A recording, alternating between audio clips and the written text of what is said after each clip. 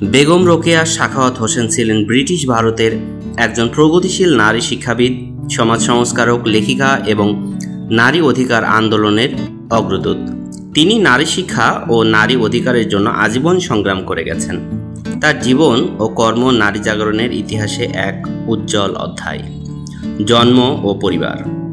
বেগম রোকেয়ার জন্ম 1880 সালের 9 ডিসেম্বর তৎকালীন ব্রিটিশ ভারতের বেঙ্গল প্রেসিডেন্সি রংপুর জেলার পায়রাবন্দ গ্রামে, বর্তমান বাংলাদেশে। তার পিতার নাম জহিরুদ্দিন মোহাম্মদ আলী হায়দার সাবের এবং মাতার নাম রাহাতুন্নেসা সাবেরা চৌধুরানী। রোকেয়া ছিলেন তার পিতামাতার 4 কন্যা ও 2 পুত্রের মধ্যে দ্বিতীয় সন্তান। শিক্ষা।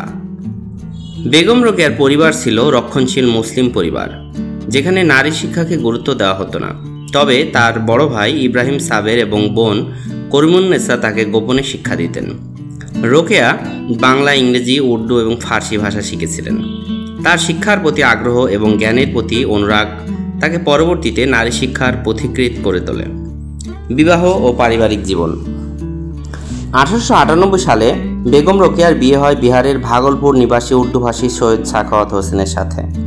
সাখাওয়াত হোসেন ছিলেন একজন প্রগতিশীল ব্যক্তি এবং ডেপুটি ম্যাজিস্ট্রেট। তিনি রোকেয়ার শিক্ষা ও লেখালেখিতে উৎসাহ দিতেন।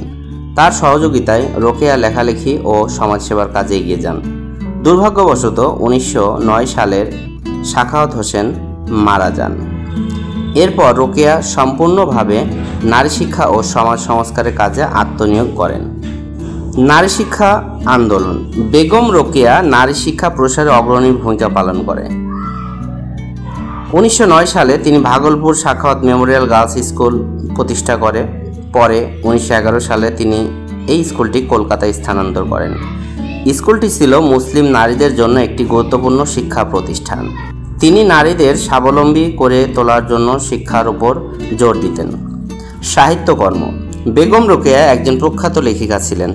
তার লেখনীর মাধ্যমে তিনি নারী অধিকার, শিক্ষা, সমাজ সংস্কারে বার্তা ছড়িয়ে দিয়েছেন। তার উল্লেখযোগ্য রচনাগুলো হলো সুলতানাস ড্রিম বা সুলতানার স্বপ্ন, অবরোধবাসিনী, মতিচুর ও পদ্মরাগ ইত্যাদি। মৃত্যু। 1932 সালের 9 ডিসেম্বর বেগম রোকেয়া মারা যান। 9 ডিসেম্বর বাংলাদেশে রোকেয়া দিবস হিসেবে পালিত হয়।